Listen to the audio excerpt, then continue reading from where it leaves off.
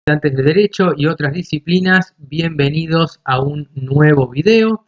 Vamos a ver el precedente, el fallo Brunicardi Adriano contra Estado Nacional sobre cobro de fecha 10 de diciembre de 1996.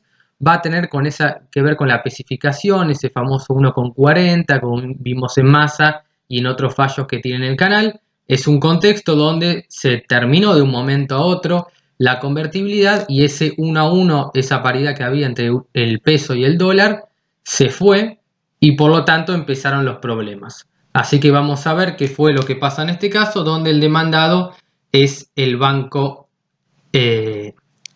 Nación, ¿sí? Bueno, el Banco Central de la República Argentina. Bueno, entonces, la sentencia de la Sala Tercera de la Cámara Nacional de Apelaciones en lo contencioso administrativo federal revocó lo resuelto en la instancia anterior, es decir, dio vuelta lo que había dictaminado resuelto el juez de primera instancia. Y decidió rechazar la demanda que el actor, que era tenedor de 2 títulos de deuda pública externa, que eran bonos nominativos en dólares estadounidenses, bueno, menciona los números, había promovido contra el Estado Nacional, particularmente contra el Ministerio de Economía y el Banco Central de la República Argentina, por el cobro de amortizaciones de capital y servicio financiero en las condiciones de la emisión. Entonces, este es el conflicto. Estos títulos de deuda pública externa. Contra ese pronunciamiento, la parte actora interpuso el recurso extraordinario que fue concedido. Entonces, el juez de primera instancia le da la razón al actor, la Cámara le da la razón al Banco Central y al Estado Nacional, Ministerio de Economía. Por lo tanto, el actor lleva adelante, es decir, promueve el recurso extraordinario federal, que como ya les dije más de una vez, lo tienen explicado bien en los otros videos para que vean cuáles son los requisitos de procedencia y cómo se regula todo este trámite en el Código Procesal Civil y Comercial. Bueno, entonces el recurso extraordinario es formalmente procedente porque se halla en tela de juicio la inteligencia de aplicación de normas federales, es decir, se encuentran en juego derechos y garantías constitucionales y la aplicación de esas normas federales. Entonces se da lo que se llama en el recurso extraordinario federal la cuestión federal suficiente. Entonces tenemos una cuestión federal suficiente porque se encuentran en tela de juicio la inteligencia de estas normas constitucionales y aplicación de normas federales. Tenemos en juego el decreto 772 del 86, el decreto 1379 del 87 y resoluciones ministeriales 450 del 86 y 65 del 87, que son normas de menor jerarquía que afectan derechos constitucionales. En este caso en particular hablamos del derecho de propiedad que está consagrado en el artículo 17. Recordemos que la propiedad es inviolable, se necesita una sentencia judicial calificada por ley. Entonces, esto es muy importante, se necesita la intervención de 2 de los 3 poderes del Estado, poder legislativo y poder judicial.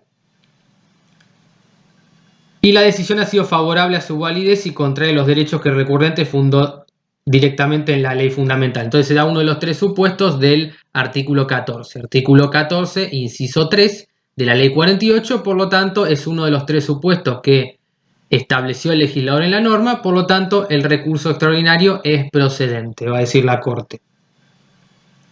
El actor demandó la invalidez constitucional del decreto 772 del 86 y de las resoluciones ministeriales y comunicaciones del Banco Central de la República Argentina que fueron dictadas en consecuencia y que modificaron las condiciones de financiación y amortización de los bonos nominativos en dólares estadounidenses.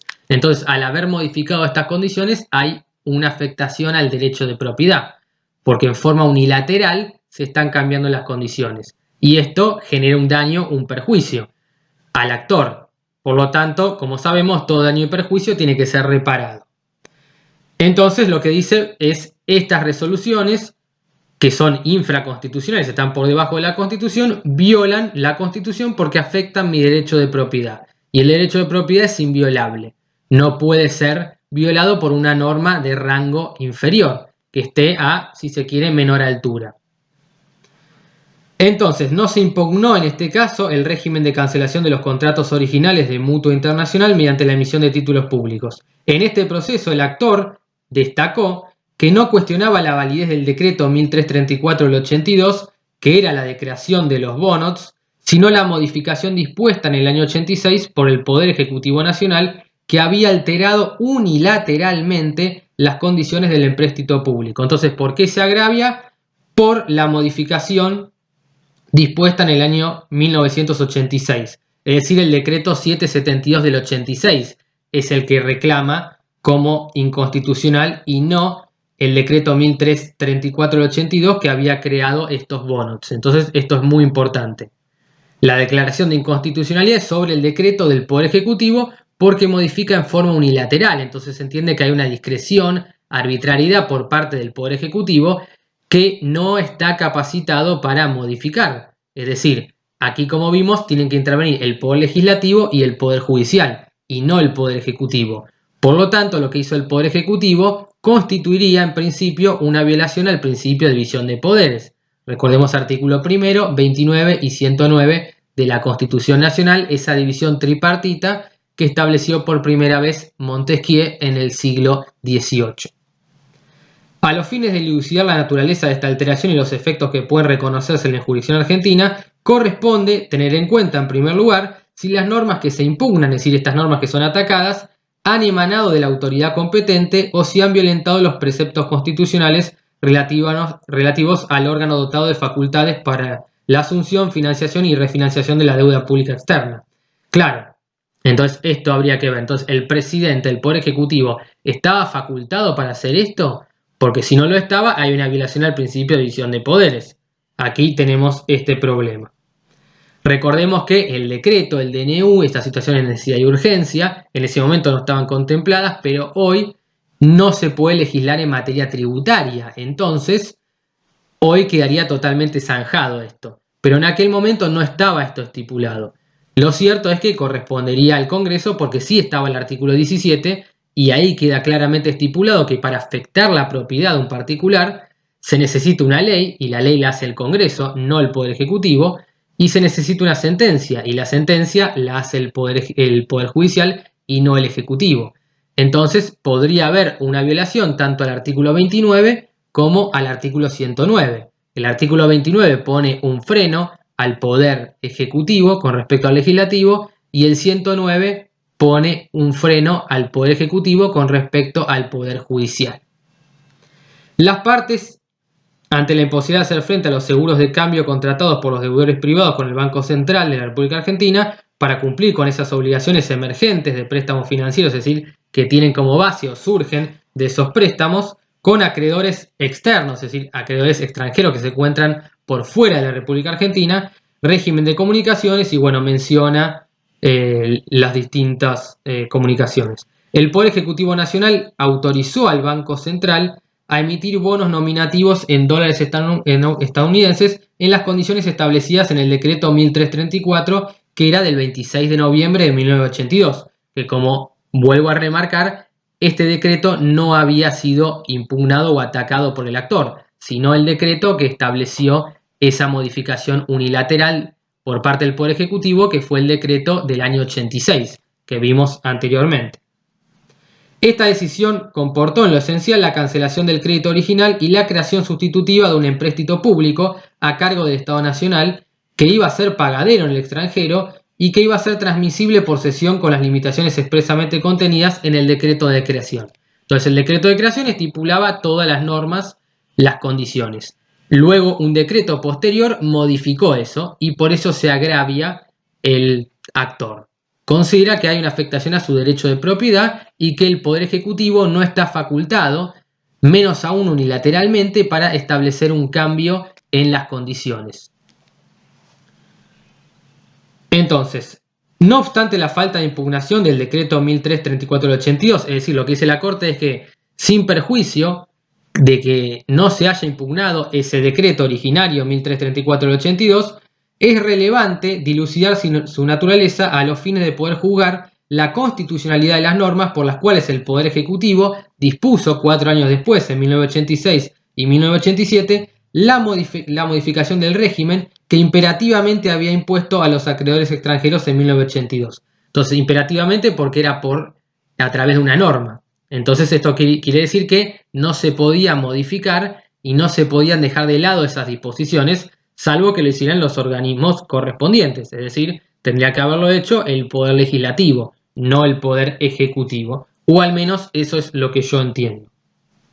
En este orden de ideas cabe afirmar que se trató de una modalidad de empréstito que es emanación del Estado soberano y que se haya comprendido en el concepto genérico de Fondo del Tesoro Nacional, a saber, es decir, los empréstitos y operaciones de crédito que decrete el mismo Congreso para urgencias de la Nación o para empresas de utilidad nacional. Artículo 4 de la Constitución Nacional.